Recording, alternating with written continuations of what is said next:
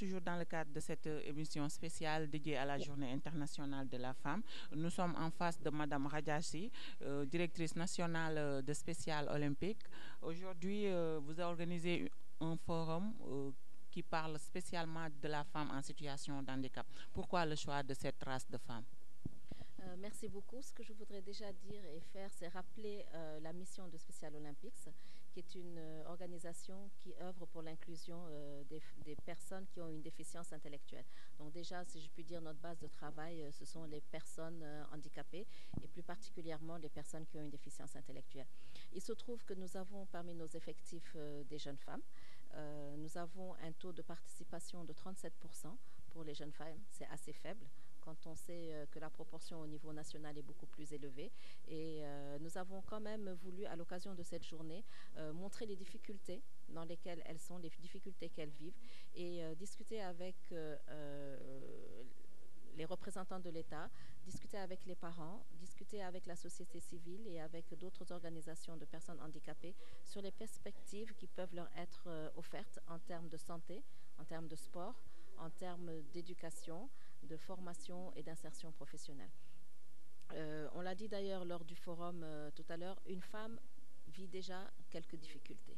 Alors quand c'est une femme qui en plus a un handicap, et encore plus un handicap intellectuel, on peut dire que c'est un triple facteur qui ne facilite pas son insertion, qui ne facilite pas donc son développement. Donc c'est la raison pour laquelle nous avons souhaité faire un focus sur les femmes handicapées et plus particulièrement les femmes handicapées ayant une déficience intellectuelle.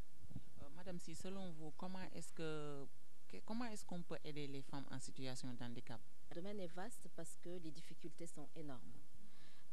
Elles vivent déjà des difficultés de femmes. On sait que dans nos sociétés, les femmes vivent d'énormes difficultés avec tous les problèmes qui se posent à elles. Et à cela s'ajoute la stigmatisation. Quand on est handicapé, on est déjà stigmatisé. Donc à cela s'ajoute la stigmatisation, à cela s'ajoute le regard négatif, à cela s'ajoutent les difficultés en termes de santé, parce que souvent pour les personnes qui ont une déficience intellectuelle, pour les femmes ayant une déficience intellectuelle, il est difficile de trouver les soins de santé qui sont adaptés à leurs besoins. Il y a également le problème de l'éducation. Elles ont un très faible taux de scolarisation. La Banque mondiale a fait une étude en 2011 qui a fait remonter des statistiques qui sont extrêmement alarmantes, qui montrent que les femmes handicapées sont les femmes qui ont le plus faible taux de scolarisation, mais également le plus faible taux le plus faible taux de femmes engagées sur le marché du travail. Donc vous imaginez, nous en tant que femmes, femmes ordinaires, normales comme on dirait, les difficultés que nous avons, vous venez rajouter à ça le handicap, et non pas un handicap simple à gérer, mais un handicap extrêmement difficile à gérer qui est la déficience intellectuelle. Alors, juste une dernière question. En cette journée de la femme, quel message clair lancez-vous à ces femmes en situation de handicap? Alors, je leur lance un message comme quoi elles doivent persévérer. Elles doivent continuer à se battre. Elles doivent montrer avec l'appui de leur famille. Je ne peux pas faire un message à ces femmes sans y inclure les familles et la société. Parce que déjà, ces femmes, elles vivent les difficultés. Elles ont parfois du mal à y faire face. Donc, je retournerai ce message et je le dirai plutôt à la société. N'excluez personne. N'excluez pas les femmes qui sont handicapées.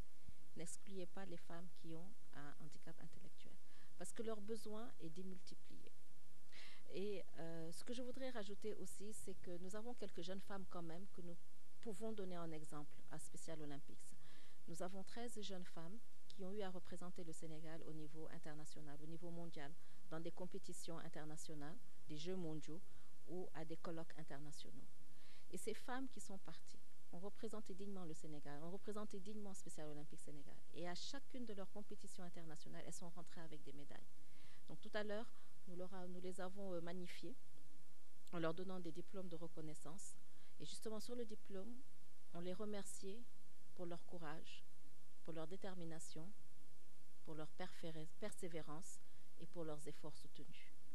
Donc, c'était juste pour montrer que une femme handicapée, qui plus est une femme handicapée intellectuelle, a des aptitudes et des capacités Et c'est là la philosophie de Special Olympics.